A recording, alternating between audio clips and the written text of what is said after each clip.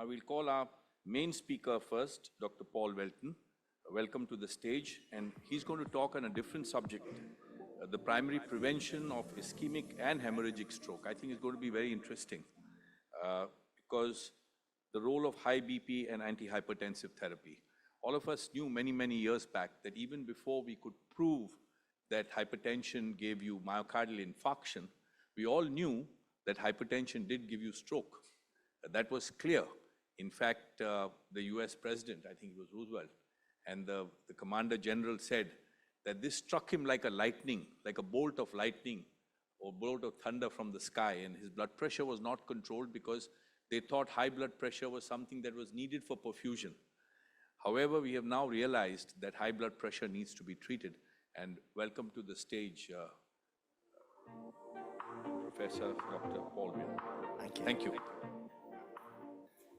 Thank you. It's a wonderful pleasure to be with you this evening, and I am going to talk a little bit about primary prevention. Our primary prevention of stroke guidelines, the ACC/AHA guidelines, are under review now and will hopefully be out fairly soon. And I have no conflicts of interest. So you know as well as I do, there's an exquisite relationship between blood pressure and many cardiovascular outcomes and dementia and so on and so forth. But certainly with stroke, it's very, very obvious. In the cohort studies where we measure blood pressure rather carefully, we see a very obvious log linear relationship. It's there at all ages. It's there for men, for women, for systolic blood pressure, for diastolic. It's a very robust relationship. And even in the context of clinical practice, where blood pressure is typically not measured very well, it's such an important risk factor that you see striking relationships. This is a linkage study. Blood pressure is measured in clinical practice in about 250,000 people, linked to outcomes later on, the same sort of pattern. And we see that from a systolic of, at least documented from a systolic of 90 millimeters of mercury all the way up to over 180. So it's a very striking relationship observationally. And when we look at blood pressure as a risk factor, it's got a huge burden of illness, no matter how you define blood pressure. And the body responds to blood pressure. And really, when we are measuring office blood pressures, the intent is to try to understand somebody's usual level of blood pressure. There are no hypertension receptors. Hypertension is a useful category to just say we might do something different or we might do something new, but that's all it is. And the definition of hypertension has changed dramatically over the years and varies by country, so it's an arbitrary definition. But no matter how you define it, whether it is from 110 above or you go with 140 and above, there's a huge burden of illness from, I just show here more mortality, I'm not showing morbidity, and even bigger when you start looking at disability adjusted life years, especially this is driven by stroke. And stroke contributes almost as much as ischemic heart disease to the blood pressure disability outcomes. And obviously India and other countries in the region are the epicenter for stroke and stroke complications now. And if we look at the pattern of blood pressure, again, independent of how you classify blood pressure, I'm using what we use in the US, 130/80, but we see a common pattern, and that is that people who have what might be called normal, and it's biologically not even normal, but that declines, and by the time you get to older age, there are very few people left with what might be considered normal blood pressure. There are some with elevated blood pressure. Most people have very obvious high blood pressure. And in fact, when you get to older age, the prevalence of hypertension using 140/90 or 130/80 is almost identical because almost everyone is above 140. So it's very high, and it really doesn't matter how you define hypertension. So we know how to treat it. We know the non-pharmacological approaches. There are a number of them. These are the ones that we recommend in the US. There are others that are potential, but we didn't feel from the clinical trial data that it was sufficient to include them in our recommendations. And basically, the higher the starting level of blood pressure, the bigger the reduction one gets. And combinations, if a patient can tolerate it, are better, obviously, than one alone. But usually it's, I think, good to try to understand what's the main lifestyle aberration for an individual and what are they willing to change. So some people are not willing to change their sodium intake. Some people are not willing to change their calorie intake. Some people may be willing to take up exercise. You try to figure out what's important and what's practical in terms of ability to intervene. And typically for those who have definitions of hypertension, if applied well, almost all of these will give you about 5 millimeter reduction in blood pressure. And for those who don't yet have hypertension, you can reduce blood pressure by about 3 millimeters. It'll prevent or delay the onset of hypertension, and it is very, very useful, and obviously prevention is always better than treatment. For the drugs, I think the questions really around stroke are similar to other outcomes. First, are we sure that drugs are beneficial compared to placebo? Is there a difference in one drug versus another choice of drugs? How many drugs do we need to use to get the desired level of blood pressure control? And what's the intensity of treatment?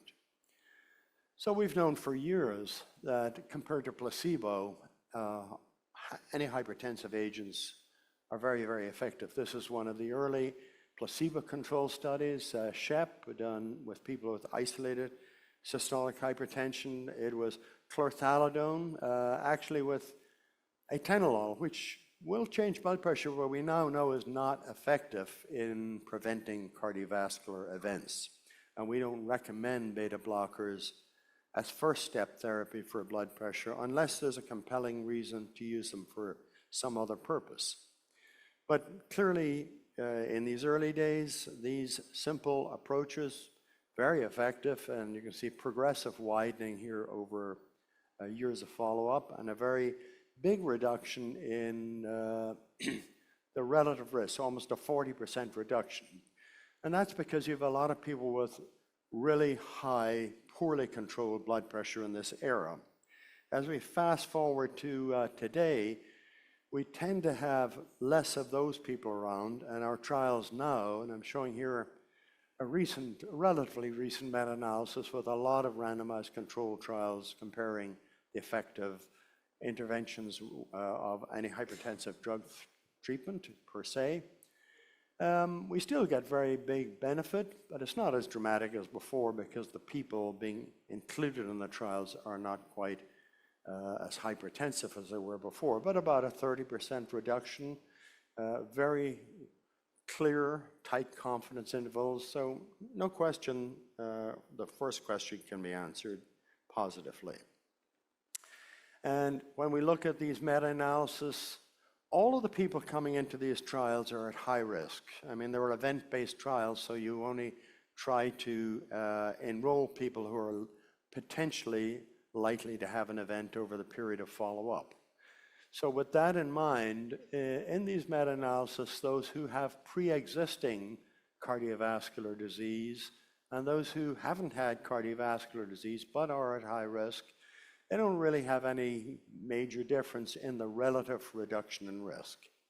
And again, in these meta-analysis for stroke outcomes, almost any level of blood pressure that we think for treatment is going to be benefited by treatment. There are not too many people here, so at this level of less than 130, so you have a very wide confidence interval, but the best estimate certainly suggests benefit. But clearly when you get above 130, there is benefit across all of these starting categories of blood pressure, and you see that in other meta-analysis. And you also see it in virgin hypertensives. We did a very large trial in Brazil where we treated people very carefully and very intensively for 3 months with lifestyle before bringing them in. And if they had pressures below the threshold at that time for adding antihypertensive drugs, we gave them low-dose pharmacotherapy. It was chlorthalidone associated with triamterene versus placebo. It was very effective in lowering blood pressure, preventing progression to hypertension, and most importantly, in reducing left ventricular mass and preventing left ventricular hypertrophy, a really important indicator of what's coming in the future. In terms of choice of antihypertensive medication, I would say, and I chaired this trial, that the best trial and the most carefully designed trial to answer this question was ALLHAT. It was a non-commercial trial funded by the National Institutes of Health. It had a very large sample size because we wanted to be able to address what was then very controversial, and that's the coronary heart disease outcomes. And we compared actually 4 drugs to start with. We had an alpha receptor blocker in there, doxazosin, but within a year it was very obvious to the Data and Safety Monitoring Board that that was not anywhere like as effective as a diuretic, so it was dropped out. But for the other 3, we were very careful to compare doses that were comparable and to take those doses up in a logical fashion and to make sure that the second step and the third step of therapy were identical. So really at the end of the day, you were able to compare in a very careful manner the first step therapy with these 3 agents. And when we looked at that, for the primary outcome that we were interested in, coronary heart disease, there was absolutely no difference. There was absolutely no difference for all-cause mortality. For stroke, there was a slight difference, and we've seen this in a number of trials, and it really is comparing the stroke to an ACE inhibitor.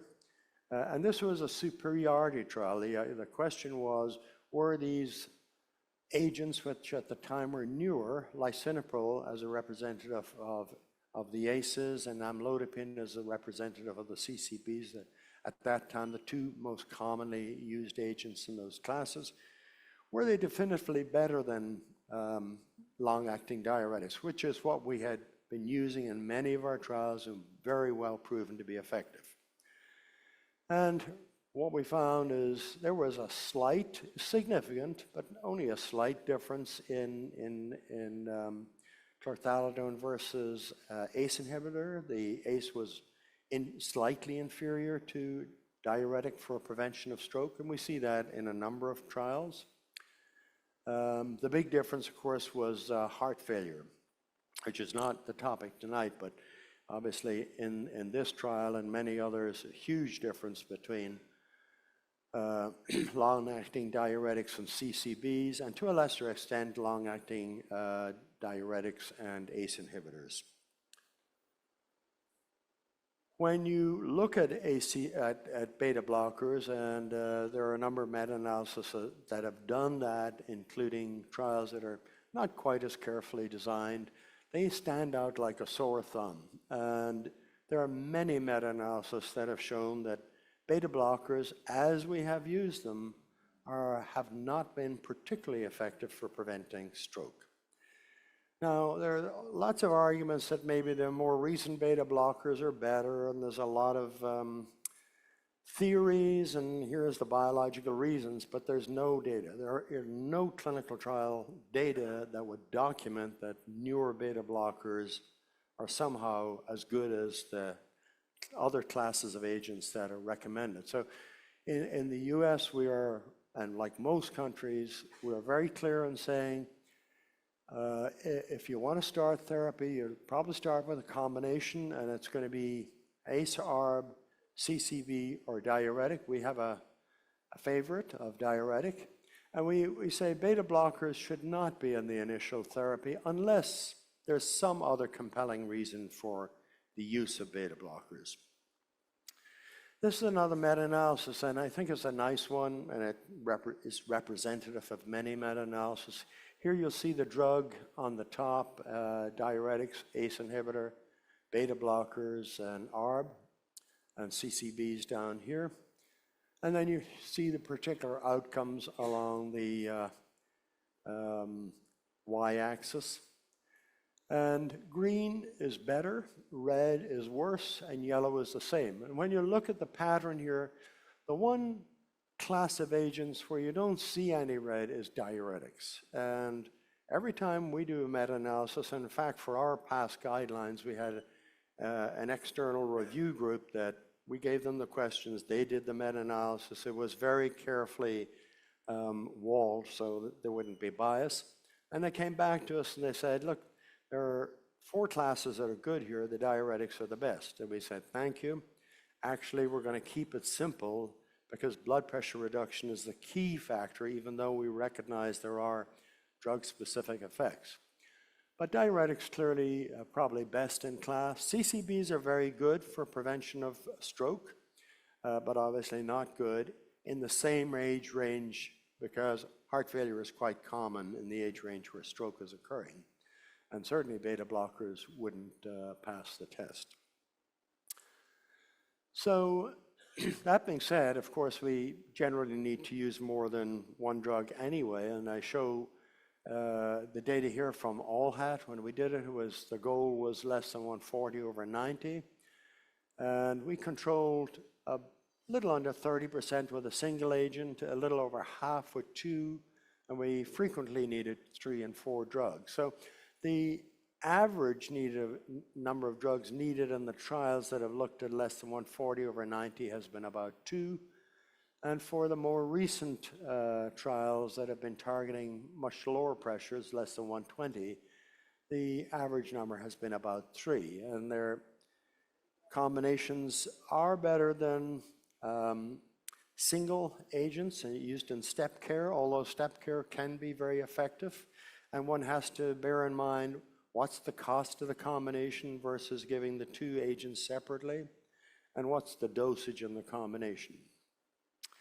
The use of the drugs in combination are fairly logical combinations, drugs that have complementary physiological actions, diuretics or CCBs with an ACE or an ARB, or if you go to combinations with 3 drugs, diuretic, CCB, and either an ACE or an ARB. And the question then for stroke is, what should be the intensity of treatment? And there are a number of ways to look at this. You can look at it in difference in blood pressure in the drug versus placebo trials, in trials that have used more versus less intensive antihypertensive drug therapy.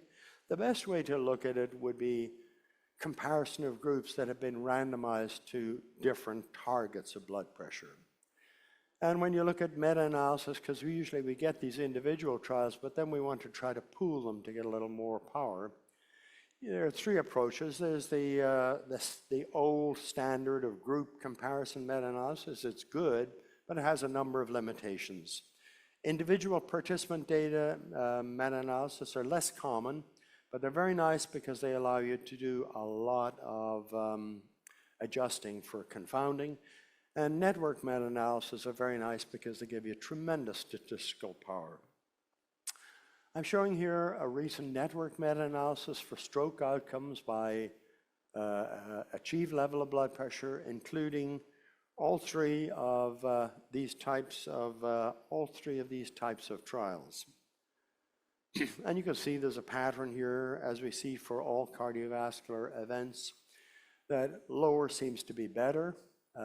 And the bigger the difference, if you start from a very high level getting to a lower, you're going to get a bigger relative reduction in risk. But you get benefits down to rather low targets of blood pressure. And you can look at that in subgroups of particular interest. Obviously, patients with diabetes have a particularly high risk for stroke. It's a very common problem in diabetics.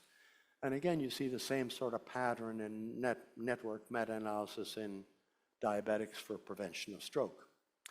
If we look at the very lowest targets that we're interested in now, the less than 120, there are 4 existing trials that have been reported, and there are 3 that are ongoing. Accord BP was the first one to be reported, then we reported Sprint. Accord BP is nice because it's got diabetics. Sprint was nice because we had a lot of older people and we had a lot of people with CKD, not very advanced CKD, but CKD. Respect was a small trial. It was a secondary prevention trial in stroke survivors. And Spirit is a trial that was conducted in China, so it's an Asian trial. It's very nice. It was reported at the American Heart, so we have the core information, but you know, it's not published as a manuscript yet, so we'd like to see the manuscript to really dig in. Here's the hazard ratio and the confidence interval for cardiovascular disease overall, and you'll see there's a pattern here that they're all trending in the same direction, that lower is better than higher. And if you look specifically at the stroke outcomes, again, they're all trending in the direction of benefit. Some of them don't have that much power, and there are many people who are waiting for the Spirit trial to be published. I think you'll see a plethora of meta-analysis coming out. There are 3 additional trials that are ongoing: the optimal stroke trial and the optimal diabetes trial in Brazil, which I'm involved in, and that will come out in the next year or 2. And BP Road, which is being done in diabetics in China, and it should come out fairly soon too. So we'll soon have 7 trials. My hunch is we're going to find what we would expect from observational studies. That is, observationally, the lower the pressure, the better; the higher, the worse. And from clinical trials, I think we're seeing the same sort of pattern. Obviously, getting from a very high to a moderate level is even more important. As you go further down, the incremental benefit is not as great. But having said that, I want to talk just briefly about other brain functions. Venkata talked about it in another conference today. It's not stroke, but I think it's very important. In Sprint, we had a very good group of people, and we really tried to look very carefully at a variety of brain functions. And one of the things that was very obvious in Sprint, within 6 months, there was a statistically significant difference, a very obvious one for cognitive function, between the more intensively treated group and the standard treatment group. And that persisted throughout the trial. The trial was stopped early, so unfortunately we didn't get as many dementia events during the trial as we had hoped. With longer term follow-up and randomized comparison, we saw certainly that combination of dementia and cognitive function being nominally at least significant. Now there's a more recent trial that is not yet published. Some of this trial has been published, but the more recent component has not. It's a very simple algorithm that was used by the barefoot doctors in China, community healthcare workers, and it was very well executed. So they got huge blood pressure differences, and as you might expect with that, more than 23 millimeters of mercury systolic, you know, they got huge benefits for cardiovascular outcomes and for all-cause mortality. And at the American Heart, they reported a 15% highly statistical reduction in the incidence of dementia in the more intensively treated group. And that was a group treated to 130, not 120. So I think we're going to see, as trials really look more carefully at cognitive function and dementia, that not surprisingly, there's going to be a lot of benefit there. And it's one of the only interventions that seems to be able to, with confidence, prevent cognitive impairment and dementia. So in summary, high blood pressure is strongly associated with the risk of stroke. Antihypertensive drug therapy is clearly effective. CCBs, diuretics, ARBs, and ACEs are all recommended for first-step therapy. CCBs, diuretics, and ARBs are probably the best for stroke prevention. Diuretics probably the best in class for all-around cardiovascular prevention. Beta blockers should only be used as first-step therapy for adults with another compelling indication.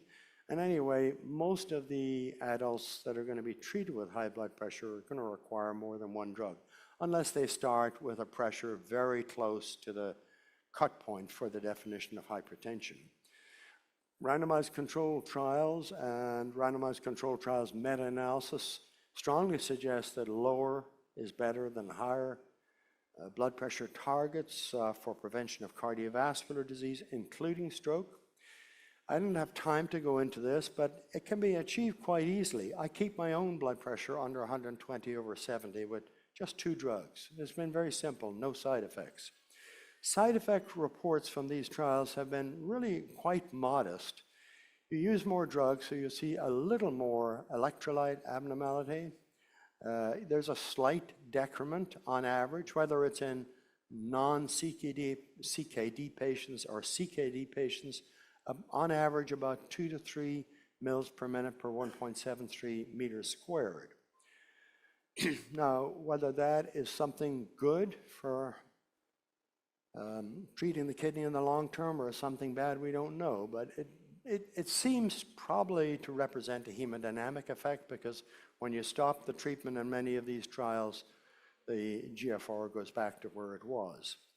So, if you weigh the balance for these trials, the benefits are very dramatic, and the adverse outcomes in these trials, even the more intensively treated trials, are quite modest. So I think we should give our patients the benefit of treatment as low as they're able to afford it, or as low as they can tolerate it.